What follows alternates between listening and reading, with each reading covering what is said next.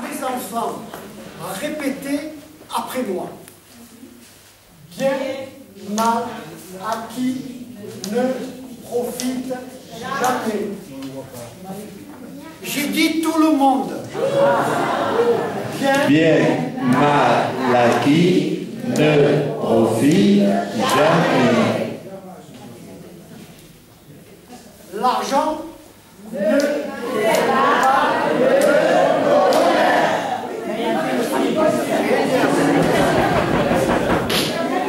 Monsieur Topaz, Madame la baronne, Vita Vergnol, désire vous parler.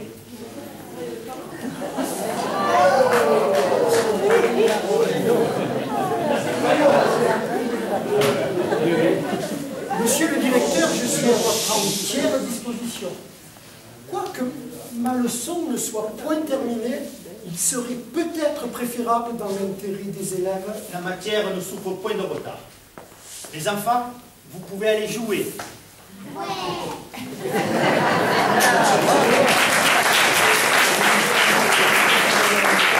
J'ai prévenu monsieur le Rébouchon qui les surveillera. Je viens vous demander, monsieur Topaz, ce que vous pensez du travail de mon fils à Génor. Je serais très heureux de vous le dire, madame, mais je préférerais que cet enfant n'entendît pas notre conversation. Excellent principe. Vous pouvez aller rejoindre vos camarades. Enfin, sympathique et bien éduqué. Il vous aime beaucoup, monsieur, et il parle souvent de vous à son père en des termes qui marquent une grande estime. J'en suis très heureux, madame. Je tiens à mériter l'estime de mes élèves. Vous l'avez, monsieur Topaz. Je dirais même que vous savez gagner leur affection.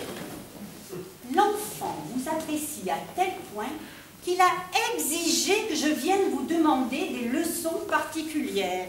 Tout à votre louange.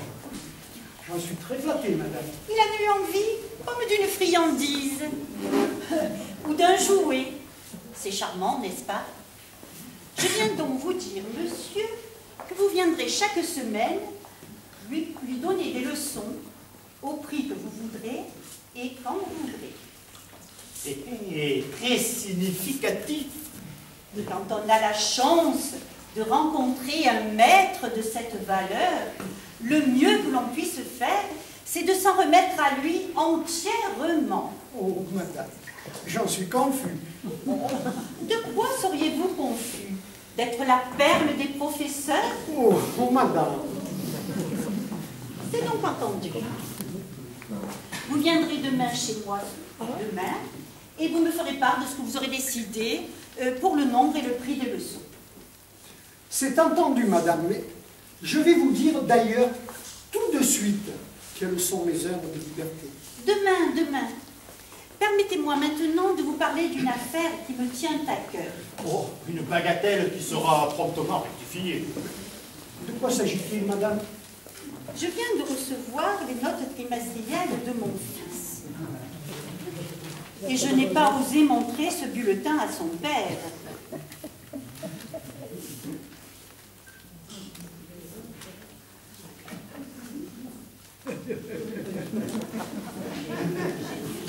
J'ai déjà expliqué à madame la baronne qu'il y a eu sans doute une erreur de la part du secrétaire qui recopie vos notes. Je ne crois pas, monsieur le directeur, car je n'ai pas de secrétaire. Et ce bulletin a été rédigé de ma main. Madame la baronne, qui vient de vous demander des leçons particulières à 3 enfants dans notre maison. Et je lui ai moi-même de grandes obligations. C'est pourquoi je ne serais pas étonné qu'il y ait eu une erreur. Pourtant, ces notes sont bien celles que j'ai données à l'élève. Comment? Français, 0. Calcul, 0. Histoire, 1 quart. Et morale, 0. regardez bien. Regardez de plus près avec toute votre perspicacité. Mais c'est vite vu, monsieur le directeur. D'ailleurs, je vais vous montrer mes cahiers de notes. Écoutez-moi, mon cher ami. Il n'y a pas grand mal à se tromper. Errare humanum est, perseverare diabolicum. Voulez-vous être assez bon pour refaire le calcul de la moyenne de cet enfant? Bien volontiers, monsieur le directeur. Ça ne sera pas long.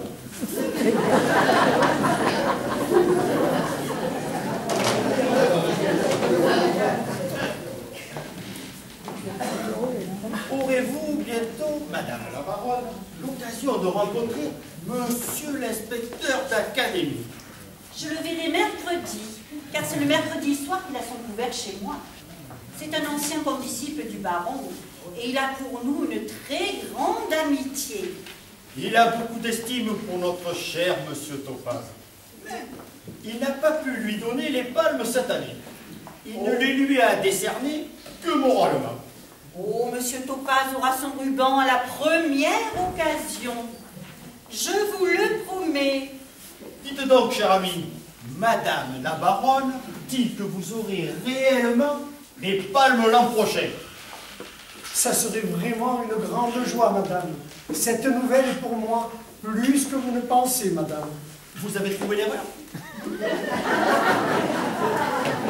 Non, il n'y a pas d'erreur. Voyons, soyez logique avec vous-même. Vous croyez, madame la baronne, quand elle vous dit que vous aurez les palmes, mais vous ne la croyez pas quand elle affirme qu'il y a une erreur. Mais madame, je vous jure qu'il n'y a pas d'erreur possible. Sa meilleure note est un 2. Et il a eu hier encore 0 en composition mathématique. 11e et dernier, d'Arverion. Et pourquoi mon fils est-il le dernier? Pourquoi dernier? Parce qu'il a eu 0. Parce qu'il a eu zéro. Et pourquoi a-t-il eu 0? Pourquoi a-t-il eu 0 zéro? parce qu'il n'a rien compris au problème. Rien compris au problème. Et pourquoi n'a-t-il rien compris au problème? Je vais vous le dire, moi, monsieur Topaz, puisque vous me forcez à monter le son. Mon fils a été le dernier parce que la composition était truquée. Était truqué. Oh, oh, oh. Ceci est d'une gravité exceptionnelle. Le problème était une sorte de labyrinthe à propos de 2 terrassiers qui creusent un bassin rectangulaire. Je n'en dirai pas plus. Madame la baronne n'en dit pas plus. Madame, après une accusation aussi infamante, il convient d'en dire plus. Calmez-vous, cher ami. Nirez-vous qu'il y ait dans votre classe un élève nommé Gigon? Un élève nommé Gigon? Nullement, j'ai un élève nommé Gigon. Un élève nommé Gigon. Quelle est la profession de son père? Je n'en sais rien. Le père du nommé Gigon a une entreprise de terrassement. Dans le jardin du nommé Gigon, il y a un bassin rectangulaire. Voilà, je n'étonnerai personne après ça, en disant que le nommé Gigon a été premier. Le nommé Gigon a été premier. Mon Dieu, madame. Mais je ne vois nullement le rapport. Le problème a été choisi pour favoriser le nommé Gigon. Mon fils l'a compris tout de suite. Il n'y a rien qui décourage les enfants comme l'injustice et la fraude. Madame, c'est la première fois que j'entends mettre en doute ma probité, qui est entière, madame, qui est entière. Calmez-vous, s'il vous prie.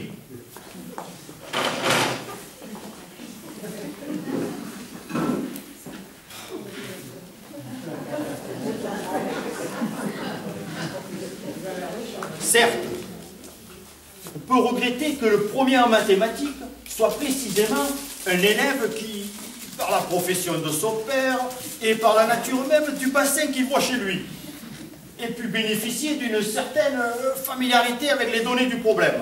Ceci, d'ailleurs, ne se reproduira plus, car j'y veillerai. Mais, d'autre part, je puis vous affirmer de l'entière bonne foi de mon collaborateur. Je ne demande qu'à vous croire, monsieur, mais il est impossible d'admettre que mon fils soit dernier. Impossible d'admettre que son fils soit dernier. Mais madame, Cet enfant est dernier, c'est un fait. Un fait inexplicable. Ceci est un fait, mais il est inexplicable. Mais non, madame. Et je me charge de vous l'expliquer. Ah, vous vous chargez de l'expliquer. Eh bien, je vous écoute, monsieur. Madame, cet enfant est en pleine croissance. Très juste. Et physiquement, il oscille entre deux états nettement caractérisés. Tantôt, bavarde, fait teinter des sous dans sa poche, ricane sans motif et jette des boules puantes. C'est ce que j'appellerais sa période active. Le deuxième état est aussi net, une sorte de dépression. À ces moments-là, il me regarde fixement, il paraît m'écouter avec une grande attention. En réalité, les yeux grands ouverts, il dort. Il dort. Ceci devient étrange. Vous dites qu'il dort? Si je lui pose une question, il tombe de son banc. Allons, monsieur, vous rêvez. Mais non, madame, je veux vous parler dans son intérêt et en toute sincérité, car je sais que ma franchise lui sera utile. Les yeux d'une mère ne voient pas tout. Allons, mon cher Topaz, vous feriez beaucoup mieux de trouver l'erreur. Laissez parler, monsieur Topaz. Je crois qu'il va nous dire quelque chose d'intéressant. Qu'est-ce que les yeux d'une mère ne peuvent pas voir? Madame, regardez votre enfant. Il a un faciès terreux, les oreilles décollées, les lèvres pâles, le regard incertain. Je ne dis pas que sa vie soit menacée par une maladie aiguë. Je dis qu'il a probablement des végétations. Ou peut-être le ver solitaire. Ou peut-être une hérédité chargée. Ou peut-être les trois à la fois. Ce qu'il lui faut, madame, c'est une surveillance médicale. Mais qu'est-ce que c'est que ce galvaudeux mal embouché? Monsieur Topaz, madame la baronne. Mais madame, Un pion galeux qui se permet de juger les pitards vernioles? C'est incroyable, monsieur Topaz. Vous jugez les pitards vernioles? Un crève-la-faim qui cherche à rapprocher des leçons particulières. mais je parlais en toute sincérité. Et ça court après les palmes. Je les ai déjà moralement. Oh, moralement. Mais faites des excuses, monsieur, au lieu de dire de pareilles niaiseries. Chère madame. Monsieur Muche, si ce diffamateur professionnel doit demeurer dans cette maison, je vous retire mes 3 filles séance tenantes. Quant à ce bulletin hypocrite...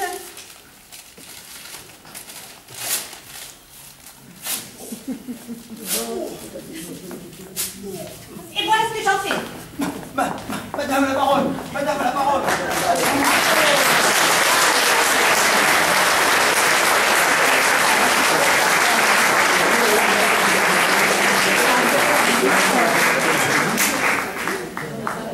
Monsieur, vous avez parlé à cette dame avec une audace stupéfiante.